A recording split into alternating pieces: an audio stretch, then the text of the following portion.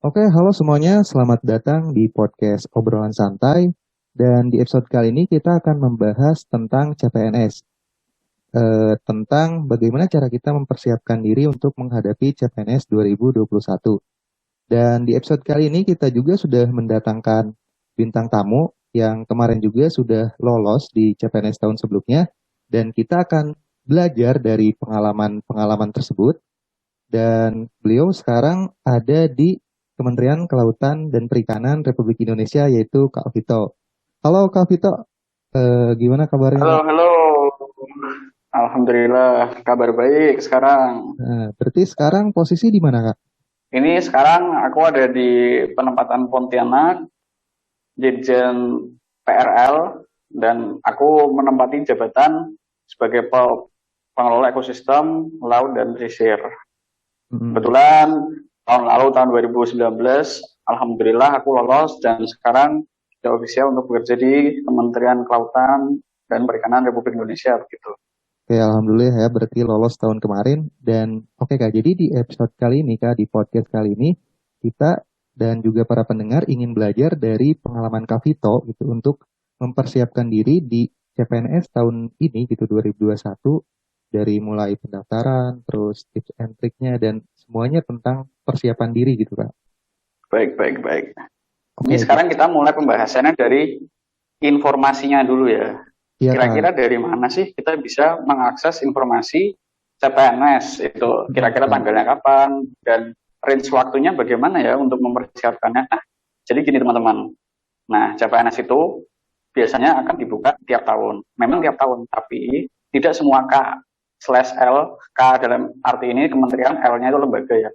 Nah, tidak setiap tahun itu kementerian maupun lembaga itu membuka formasi yang sama. Dan ada juga lembaga yang pembukaannya itu tiap bukan setahun sekali, tapi tiap 2 tahun sekali. Nah, kebetulan kalau misalkan teman-teman yang dari jurusan kelautan dan perikanan, terutama teman-teman FPI Undip, nah ini akan bisa menempati posisi sebagai pegawai negeri sipil untuk di beberapa kementerian dan lembaga terkait. Nah, kementerian tersebut salah satunya adalah BMKG, lalu ada BPPT, lalu juga ada KKP. Nah, ada lembaga yang lain yaitu lembaga yang bukan kementerian pusat. Nah, contoh adalah pemerintah provinsi dan pemerintah daerah, Pemprov dan Pemda. Nah, masing-masing dari KL tersebut bisa kita buka melalui website resminya pada saat pembukaan CPNS di tahun itu melalui website resmi masing-masing apakah terdapat pembukaan formasi. Untuk tanggal dan bulan, biasanya pada tiap tahun itu CPNS dibuka pada bulan April untuk pendaftaran. Nah, kalau misalnya tanggal itu tentatif, tapi biasanya bulannya bulan April. Meskipun kita mendaftar, tapi kita tidak ujian langsung. Nah, mendaftar itu baru membuat akun untuk mengisi biodata dan dokumen-dokumen pelengkap kita. Setelahnya nanti akan ada pengumuman resmi dari BKN dan pegawai negara mengenai calon-calon CPNS ini nanti akan melakukan ujian kapan, pada tahun ini ataukah tahun besok. Nah, kemudian pada bulan April semua dokumen akan diupload hanya melalui online. Jadi sekarang tidak ada yang namanya verifikasi offline.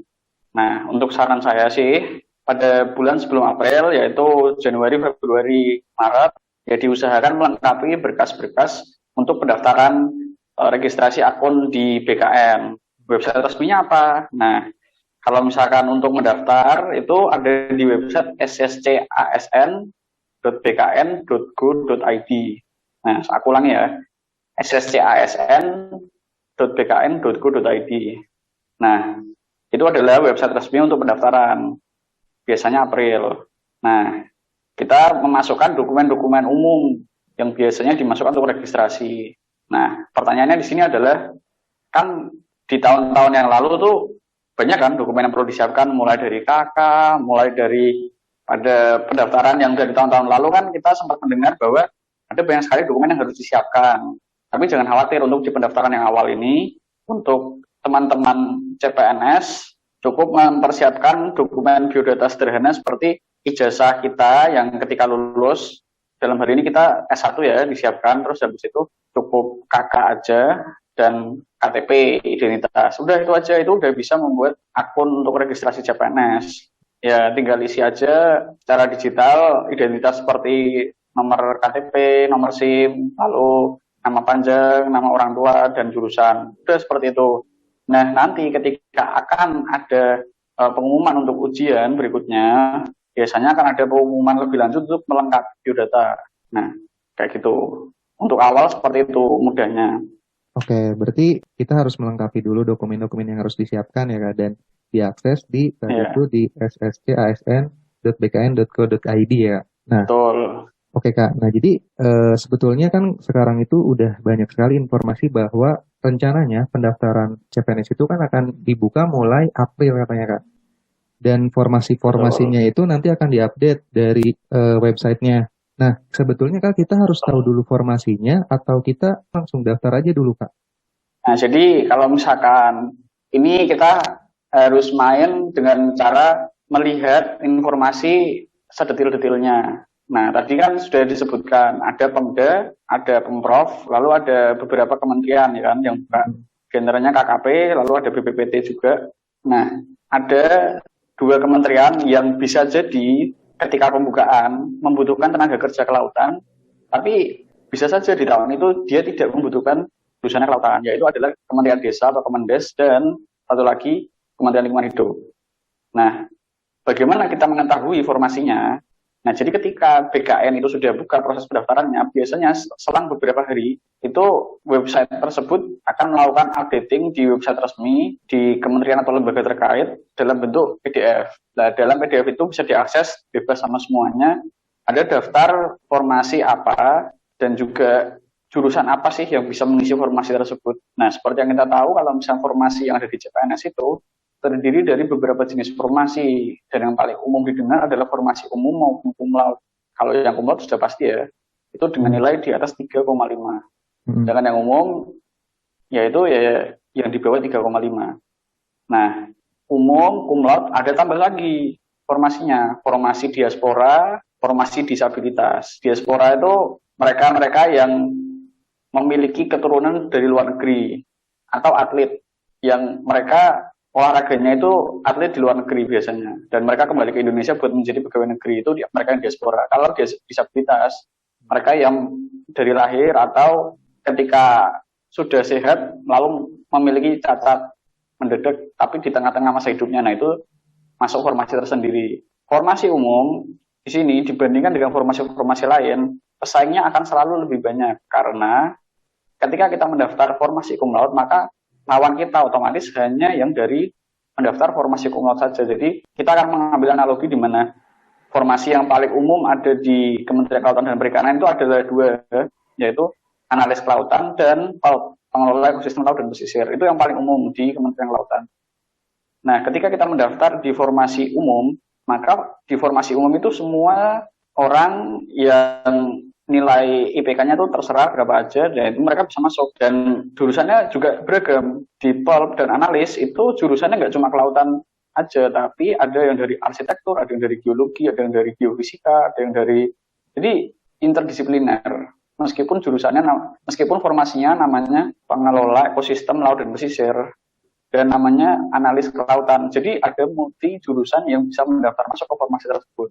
Nah, sekarang bila dibandingkan dengan yang formasi cum laude, meskipun memang jurusannya ada beragam, tapi tentu saja jumlah mereka yang cum laude akan selalu lebih sedikit dibanding yang tidak dikasih batasan minimal seperti itu. Itu keuntungan teman-teman bagi yang sudah memiliki cum laude ketika mereka lulus. Seperti itu. Jadi pertama itu tahap yang pertama, akses dulu ke website sscasn.bkn.go.id. Nanti untuk informasi selanjutnya itu tentang formasi itu akan diupdate ya Kak. Formasi mana yang tersedia untuk kita berarti Kak? Masuk mendaftar di BKN, lalu kita jangan melakukan finalisasi data dulu, kita riset apa kementerian yang mau kita incar. Nah, terus baru masuk, lalu kita isi kementerian terkait apa, dan formasi apa, lah baru kita bisa pilih di sana. Berarti itu tentang pendaftaran dan juga formasi CPNS ya Kak? Oke, sekarang kita masuk ke tesnya nih Kak. Nah, berarti kan kita tahap awal daftar, terus nanti dilihatlah formasinya, ketersediaannya di mana formasi yang cocok dengan kita. Nah, itu untuk tesnya itu Kak, sesuai formasi juga berarti Kak. Nah, jadi kalau misalkan setelah kita mendaftar CPNS, akan ada yang namanya seleksi administrasi. Dan ini nggak perlu dikhawatirkan bagi mereka yang memang sudah lengkap dan jurusannya memang sesuai sama formasi yang kita incar. Biasanya ini untuk menyisihkan mereka-mereka yang tetap nekat memilih lintas formasi meskipun jurusannya tidak mumpuni dan tidak sesuai dengan yang ada di list. Biasanya sih mereka para risk taker atau pencari risiko yang memang mau memilih seperti itu akan tersisih di fase administrasi ini. Ketika administrasi sudah selesai, maka akan diumumkan fase ujian, di mana ujian tersebut itu akan dibagi menjadi 2 bagian. Bagian pertama dan bagian kedua itu tidak serta-merta langsung di tahun itu, bisa di tahun ini, kemudian tahun besok. Nah, bagian pertama yaitu adalah namanya SKD, Seleksi Kompetensi Dasar. Dan ini semua orang yang mendaftar CPNS, rata-rata soalnya akan sama. Rata-rata soalnya akan sama. Kalau dulu tes CPNS dilakukan melalui tulis tangan. Sekarang online semua, dan ini akan semuanya disebar di seluruh Indonesia dan melakukan real count, alias apa yang kita kerjakan di hari itu juga kita bisa melihat nilai SKD kita berapa. Ya. Untuk tempat tesnya juga Kak, berarti kalau misalkan online bisa di mana aja Kak? Oh, nggak bisa. Jadi kita tetap harus datang sesuai dengan lokasi penempatan. Jadi ketika kita sudah mendaftar CPNS dan kita sudah tahu kartu ujian kita, kartu pendaftaran kita ya sebutannya. Nah, terus nanti selang beberapa waktu sebelumnya, kita 2 minggu kemungkinan ya, 2 minggu sebelumnya SKD dilaksanakan, nanti kita akan diumumkan lewat website resminya dan juga lewat akun kita yang ada di bkn.go.id itu. Kita itu akan melakukan ujian itu di mana, gitu. Jadi meskipun sistemnya online, secara sistem, tapi kita tetap harus datang ke lokasi tersebut karena kita tetap mengerjakan tesnya itu di ruangan yang sudah disediakan sama panitia. Misalkan Vito ingin masuk KKP penempatan Pontianak. Nah, tapi meskipun penempatan Pontianak, tempat ujiannya itu secara random. Vito punya teman lagi yang mau ujian, Vito punya teman lagi yang mau kerja juga di KKP penempatan Pontianak. Tapi karena sifatnya tempat ujian ini random, bisa aja Vito ini ujiannya itu di Banten, terus temannya satu lagi ini dia di Sorong, mungkin. Itu semua tergantung sistem. Nah, terus ada pertanyaan di sini, kita itu bisa milih sih tempat ujian kita? Iya bisa. Di awal ketika kita akan mencetak kartu pendaftaran itu akan ada borang untuk memilih kita akan ujian di mana. Nah, tapi jangan lupa 2 minggu sebelumnya ujian harus selalu kita cek karena kita tidak selalu mendapatkan apa yang kita inginkan. Bisa aja kita di Semarang, bisa aja kita dipindah ujiannya di Jogja. Jadi harus update, ibaratnya harus update seperti itu. Berarti untuk yang seleksi juga yang lintas formasi juga sebetulnya masih bisa ya Kak, tapi itu kembali lagi ke pribadinya masing-masing. Kalau misalkan ingin mengambil resiko, ya itu tergantung pribadinya sendiri ya Kak. Dan terus untuk proses seleksi lebih baik mengikuti aturan memang. Misalkan di formasi yang di kementerian tersebut tersedianya memang yang diminta hanya jurusan marketing aja. Ya udah, berarti kita yang selaku non jurusan marketing sebaiknya tidak mendaftar di situ karena kemungkinan kita buat diterima semakin minim. Lebih baik kita cari aman, seperti itu sih. Oke, terus melanjutkan proses seleksi Kak. Setelah kita lolos proses administrasi, nah kemudian kan tadi ada tes SKB secara online. Nah, untuk proses selanjutnya itu seperti apa Kak? Jadi setelah SKD kita sudah selesai, lalu kita sudah dapat nilai real count-nya. Nah, persentase SKD ini itu menyumbang sekitar 40% dari keseluruhan kombinasi dari total nilai fase 1 dan fase 2. Fase 1-nya kan SKD, fase 2 kan SKB. Nah, ini tuh sebenarnya kombinasi. 40%, 60%. Nah, 60%-nya itu SKB. Nah, SKB belum tentu di tahun itu, bisa di tahun berikutnya. Dan SKB itu adalah sebuah ujian kompetensi bidang yang sesuai dengan formasi kamu memilih, di mana ujian ini akan dibagi menjadi 3 aspek. Nah, Tiga aspeknya itu, yang pertama adalah ujian bidang. Ujian bidang itu sejenis pilihan ganda yang isinya adalah pertanyaan-pertanyaan yang sesuai dengan jurusan dan kompetensi tempatnya kita akan bekerja. Lalu kedua adalah psikotes dan ketiga adalah wawancara. Seperti itu. Itu tiga-tiganya akan dilaksanakan di hari yang konsekutif alias berurutan. Pasti, selalu, tiap tahun selalu sama, seperti itu. Oke, Kak. Nah, setelah itu, Kak, misalkan kita sudah mengikuti rangkaian seleksi dan sudah ada nilainya. Nah, untuk proses penempatannya, Kak, nanti ketika CPNS itu udah keluar nilainya, nah itu gimana nantinya, Kak? Proses penempatan setelah lolos dari SKB dan SKD dalam waktu yang habis pengumuman total semuanya. Nah, itu range waktunya biasanya berapa lama, Kak, untuk pengumuman penempatannya? Setelah seleksi biasanya ada jeda waktu 4-6 bulan. Baru nanti dipanggil sama kantor pusat. Ada dua pilihan biasanya. Kantor pusat akan rembuk untuk antara CPNS latihan dulu di Jakarta, lalu ditempatkan di lokasi, atau lokasinya itu langsung CPNS ditempatkan di tempat tadi, namun pelatihannya secara online. Nah, biasanya opsi yang kedua ini dilaksanakan kalau masa pandemi. Kebetulan selama 2 tahun terakhir ini lewat online. Karena mengingat menghormati peraturan Kemenkes kan. Oke, Kak. Nah, Jadi semua akan kembali ke pusat gitu. nah, Kak, banyak banget yang sering ditanyain gitu, Kak. Jika kita tidak sesuai dengan posisi penempatan yang kita mau gitu, Kak. Nah, apakah kita bisa mengajukan permohonan untuk ditempatkan di posisi yang kita inginkan, Kak? Oh, jadi begini sistemnya. Ketika kita sudah mendaftar, di awal pendaftaran, kita mengisi lokasi yang kita inginkan. Nah, pada akhir CPNS sudah selesai diumumkan, kemungkinan besar, aku bisa bilang sekitar 90% itu kita akan ditempatkan di lokasi yang kita pilih. Nah, tapi ada kemungkinan-kemungkinan di mana ketika kita masuk CPNS ada beberapa PNS yang pensiun. Nah, itu bisa membuat beberapa CPNS mengisi kekosongan posisi tadi. Gitu. Misal ada beberapa CPNS yang memilih lokasi di Kupang, tapi ada PNS yang lokasinya di Manado atau di Sorong pensiun. Nah, itu untuk mengisi kekosongan tadi, Kementerian yang pusat bisa memilih aksi untuk membuat CPNS mengisi kekosongan tenaga tadi atau memutasi PNS yang sudah bekerja dari lokasi lain ke lokasi tersebut. Biasanya sih seperti itu. Nah, untuk kepastiannya apakah CPNS akan sesuai dengan lokasi yang kita pilih, bisa dibilang kemungkinan besar akan sesuai dengan lokasi yang kita pilih. Dan itu kebetulan teman-teman yang ada di angkatan CPNS sekarang ini, ya alhamdulillah sih, ya tidak ada perubahan yang signifikan sih. Kalau misalnya kita membahas tentang mutasi pasca kita setelah dipilih dan telah mengabdi di tempat kita, misalkan sudah lolos CPNS, lalu Ferry misal dari awal milih Banten dan ketika bekerja, di hari pertama bekerja, itu ditempatkan di Banten.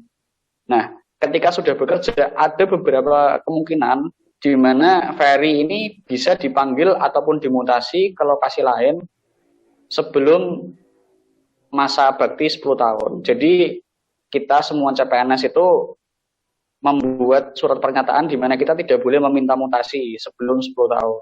Tapi itu adalah case ketika diminta. Dari kita request ke kantor, itu yang nggak bisa. Tapi kalau dari kantor yang request ke kita untuk kita yang dimutasikan ke lokasi lain, alias suruhan kantor. Nah, itu di luar pernyataan 10 tahun mengabdi tadi, seperti itu. Semua kembali sesuai dengan komando, apakah kita dipindahkan atau dimutasi, seperti itu. Berarti Namun untuk CPNS yang baru keterima di awal akan kemungkinan besar pasti di lokasi yang kita pilih ketika kita ujian CPNS. Oke, Kak, berarti intinya itu peluang terbesarnya adalah pilihan yang kita pilih di posisi formasi awal ya, Kak? Betul. Nah, Kak, untuk itu kan kita udah tahu nih proses seleksi, terus dari pendaftaran sampai dengan proses seleksi CPNS. Nah, dari Kak Vito, tips dan trik untuk lolos CPNS itu sebetulnya harus gimana sih Kak kita itu untuk mempersiapkan diri menghadapi CPNS 2021 ini? Oh, kalau misalkan aku, jadi sistemnya itu yang pertama adalah membandingkan data dari pendaftar CPNS instansi yang kita tuju selama 3 tahun terakhir. Jadi kita harus tahu, untuk teman-teman yang mendengarkan podcast ini, kita harus tahu selama 3 tahun terakhir itu seberapa banyak pendaftar yang masuk formasi umum maupun formasi kumlaut instansi kita mendaftar. Nah, kalau misalkan sudah, bila mudah untuk mencari datanya, teman-teman bisa mengusahakan untuk mencari data seberapa banyak sih orang yang mendaftar di formasi yang kita pilih pada 3 tahun terakhir. Nah, kebetulan pas waktu aku dulu mendaftar, aku mengakses pada 3 tahun terakhir itu di KKP berapa orang, di BPPT berapa orang. Dan chance alias kemungkinan untuk keterima ternyata lebih besar di KKP karena formasi kumlaut dan apalagi di PAUD, pengelola ekosistem pesisir itu cukup banyak. Ada 8 posisi yang dibuka pada tahunku. Dibandingkan dengan formasi-formasi lain yang jumlah pembukanya hanya 3, hanya 5, hanya 6. Nah, 8 ini dirasa superior. Nah, dibandingkan dengan jumlah pendaftar kumlaut dan umum. Nah, kita harus bermain statistik, teman-teman. Jadi kita nggak bisa memilih lokasi-lokasi yang strategis bila ingin diangkat lebih mudah bebannya. Lokasi-lokasi strategis itu seperti apa? Nah, coba teman-teman bayangkan apa sih kota yang paling padat penduduk atau yang terkena urbanisasi selama 3 tahun terakhir tersebut? Ada Banten alias Tangerang, ada Jakarta, ada Bali. Nah, otomatis kalau misalkan kita memasukkan logika statistika di mana yang mendaftar di lokasi tersebut pasti makin banyak. Nah, kita harus mengambil resiko di mana yang penting kita harus tembus dulu pertama kali. Untuk masalah punasi dan segala macam bisa diurus belakangan. Nah, dari data 3 tahun terakhir tadi, jumlah formasi dan juga jumlah pendaftar ya, jumlah pendaftar kementerian atau instansi lembaga kita itu, kita lihat, kita bandingkan yang mana sih pendaftar paling sedikit. Nah, kita bikin top 3 pilihan untuk kita. Kita mau pilih lokasi di, misal mau di Padang, atau mau di Aceh, atau mau di Balikpapan, atau mau di Kupang gitu. Itu contoh sederhana aja. Nah, dari lokasi ini ntar kita lihat lagi yang mana yang bukan cuma statistik yang menang, tapi untuk bagian kenyamanan hidup itu juga menunjang kita. Nah, setelah di ranking bisa kita pilih top 2 atau top 3, tadi kita langsung tembak satu. Kita milih di lokasi apa. Dan kebetulan teman-teman yang tembus di KKP selama ini juga menggunakan sistem seperti itu. Rata-rata ya, tidak semua ya, rata-rata seperti itu. Nah, nanti kalau misalkan, loh tapi Kak, kan lokasinya penempatan di luar Jawa, nanti untuk ke Jawanya sendiri bagaimana? Meskipun secara gamblang di surat pernyataan kita menuliskan bahwa kita harus mengabdi kepada kementerian selama 10 tahun tidak minta mutasi, tapi sangat besar kemungkinannya di mana banyak orang yang dari Jawa itu melakukan mutasi ke Kalimantan, dan dari Kalimantan akan dilakukan rolling dari lokasi tersebut ke Jawa gitu loh. Kita tidak perlu takut gitu. Yang penting intinya tuh teman-teman di sini masuk dulu. Nah, urusan tentang pemindahan itu bisa diurus belakangan. Sekarang harus dipersiapkan adalah strategi bagaimana bisa lulus ujiannya dulu. Jadi di sini ada beberapa masukan untuk teman-teman. Untuk teman-teman CPNS yang terutama ini yang mengincar bidang kelautan dan perikanan, ada beberapa hal yang perlu diperhatikan pada waktu ujian. Di sini aku akan membahas benar-benar hal yang teknis, di mana ini menyangkut tentang bidang dan juga topik yang akan dipelajari. Nah, teman-teman kelautan, teman-teman oceanografi, teman-teman perikanan, maupun teman-teman arsitektur pesisir bisa mempelajari Renstra, rencana strategis negara kita. Nah, itu bisa dicari di internet. Kemudian mempelajari tentang rencana zonasi WP3K.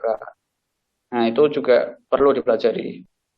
Kemudian ada pertanyaan lagi mengenai nanti kira-kira selain ujian bidang yang meliputi kelautan ini, di interview itu kita harusnya belajar apa? Nah, nanti untuk masalah interview itu bisa dipikirkan belakangan setelah kita tembus SKD.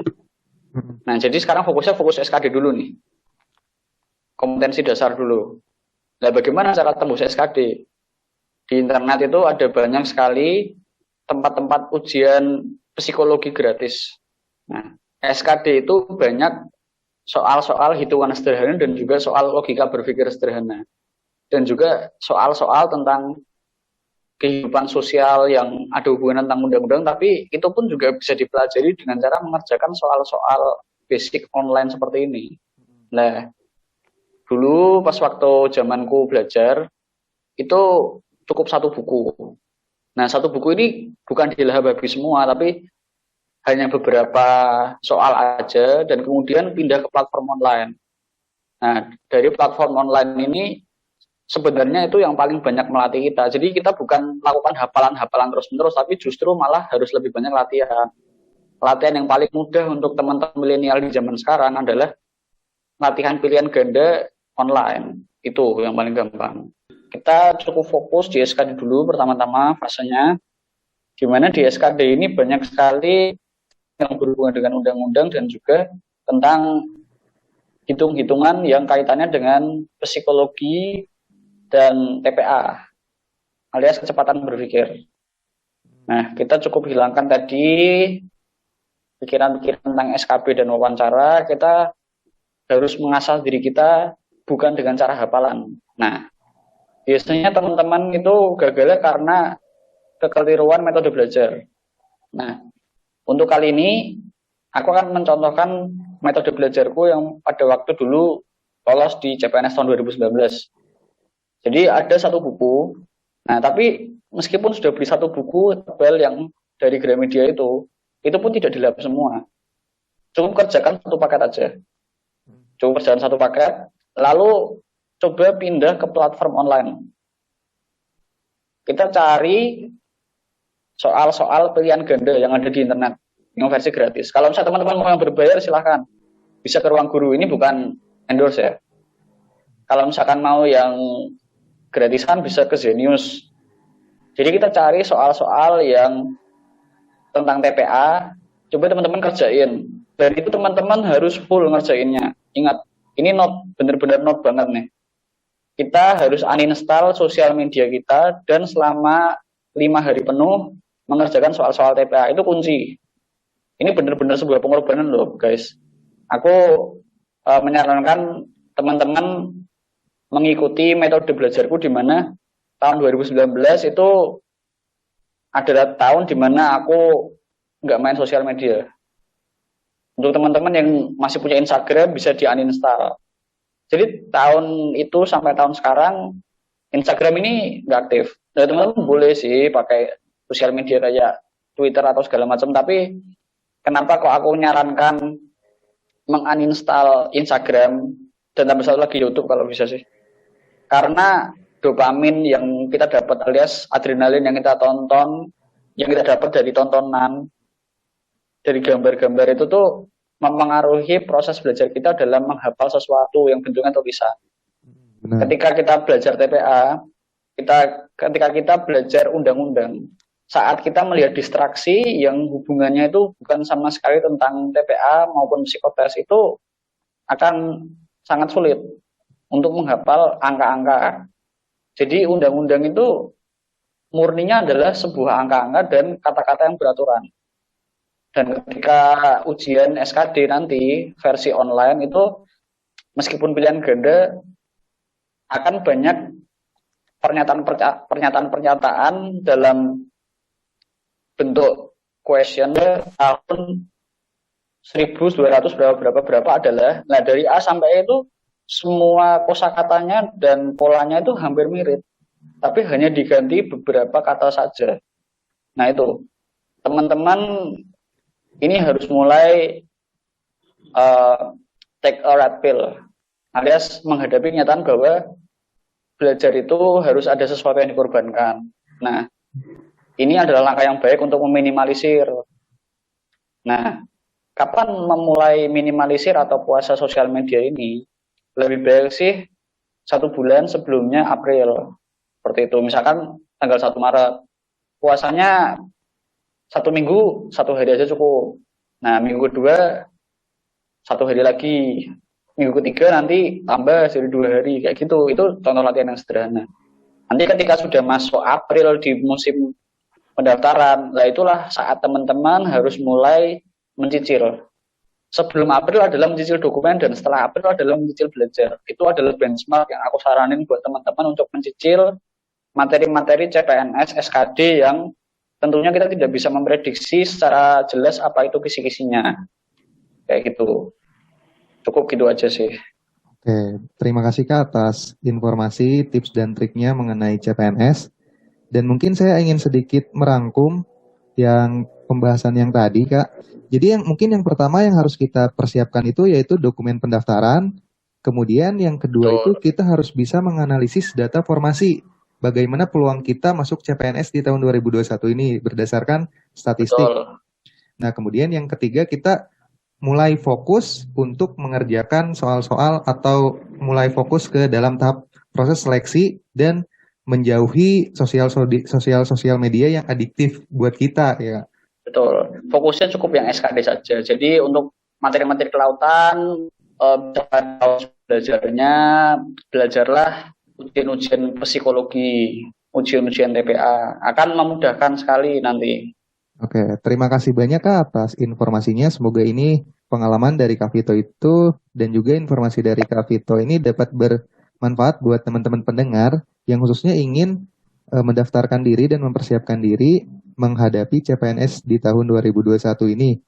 Dan terima kasih juga buat teman-teman pendengar yang sudah setia mendengarkan podcast obrolan santai. Mungkin sampai jumpa di podcast episode berikutnya.